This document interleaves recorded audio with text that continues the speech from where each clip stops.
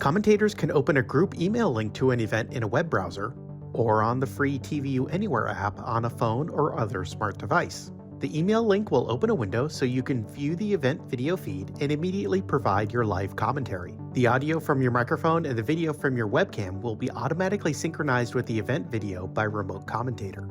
In the upper right, you will see the commentator webcams, with options to adjust their volume and thumbnail size. As a commentator, you have controls to adjust the video and audio in this environment.